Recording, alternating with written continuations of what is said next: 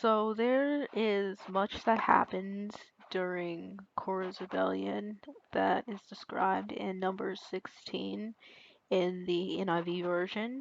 The story itself isn't a tale that I hear a lot about from going to churches on special occasions. There is much that you could discuss. With all that said, why not jump in? And trust me, it's actually something worth looking at. It's a tale, it's a story which has more than just lessons to it. It provides insight as to what is said to be held back from the people on earth by the God of the Bible. It's something to think about. Anyways, Numbers. Let's jump off at number 16 in the introduction.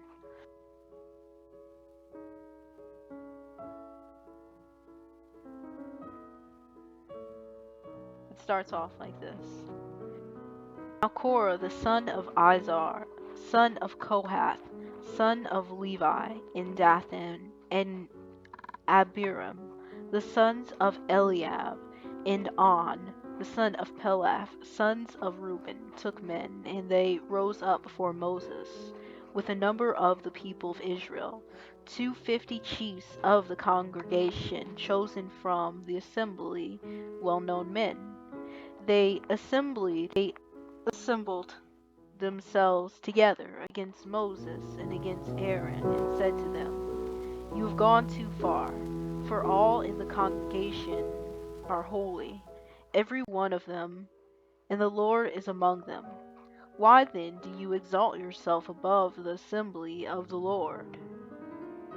When Moses heard it, he fell on his face, and said to Korah and all his company, "In the morning the Lord will show who is his, who is holy, and will bring him near to him. The one whom he chooses he will bring near to him. Do this, take censers, Korah and all his company. Put fire in them and put incense on them before, and the man whom the Lord chooses shall be the Holy One. Gone too far, sons of Levi." And Moses said to Korah, "Hear now, you sons of Levi, is it too small a thing for you? God of Israel has separated you from the congregation of Israel to bring you near to himself to do service in the tabernacle of the Lord, and to stand before the congregation to minister to them, and that he has brought you near him, and all your brothers, the sons of Levi, with you. And would you seek the priesthood also? Therefore it is against the Lord that you and all your company have gathered together. What is it?" And Moses sent to call Dathan and Abiram, the sons of Eliab, and they said, "We will not come up. Is it a small thing that you have brought a land flowing with milk and honey to kill us in this wilderness, that you must also make yourself a prince over us?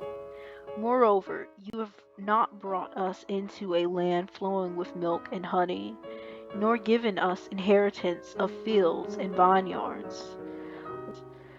Will you put out the eyes of these men? We will not come up." And Moses was very angry and said to the Lord, "Do not respect their offering. I have not taken one donkey from them. I have not harmed one of them." And Moses said to Korah, "Be present, you and all your company before the Lord, you and they and Aaron tomorrow. And let every one of you take his censer and put incense on it, and every one of you bring before the Lord his censer. 250 censers you also, and Aaron each his censer. So every man took his censer and put fire in them, and laid incense on them, and stood at the entrance of the tent of meeting with Moses and Aaron. Then Korah assembled all the congregation against them at the entrance of the tent of meeting. And the glory of the Lord appeared to all the congregation. And the Lord said to Moses and to Aaron, saying, Separate yourselves from among this congregation, that I may consume them in a moment.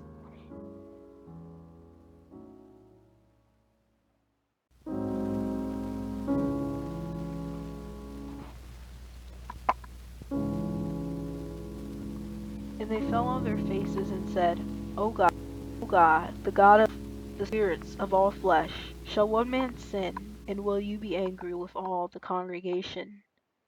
And the Lord spoke to Moses, saying, Say to the congregation, Get away from the dwelling of Korah, Dathan, and Abiram. Then Moses rose and went to Dathan and Abiram, and the elders of Israel followed him.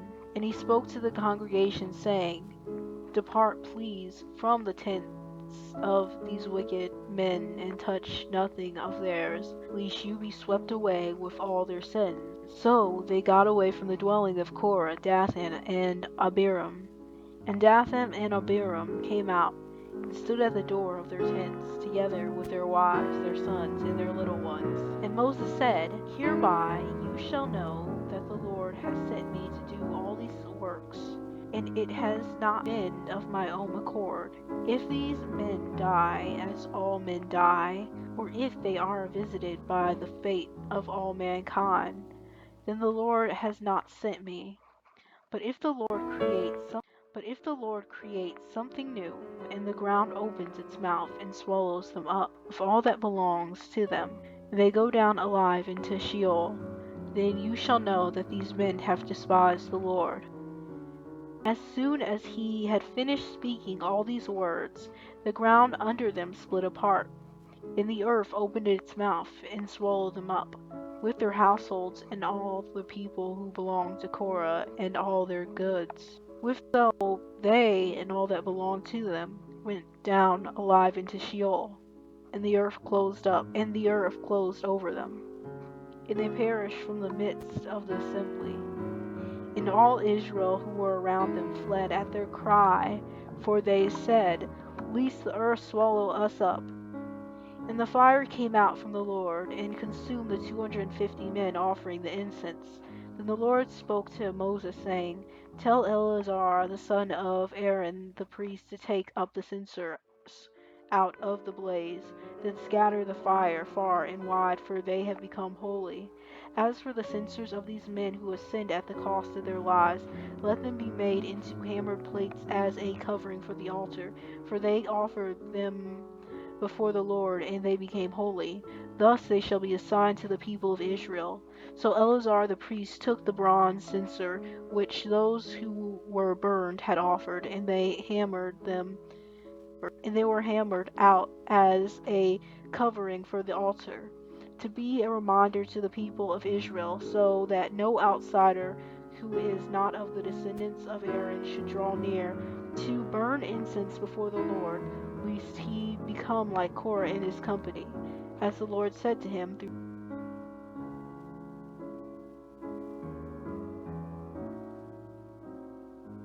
But on the next day, all the congregation of the people of Israel grumbled against Moses and against, You have killed the people of the Lord.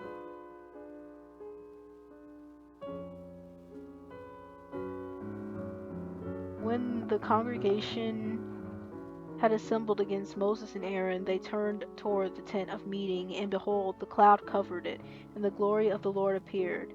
And Moses and Aaron came to the front of the tent of meeting.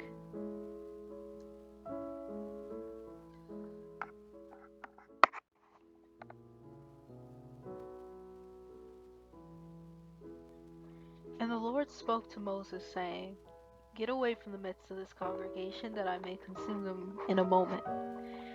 And they fell on their faces.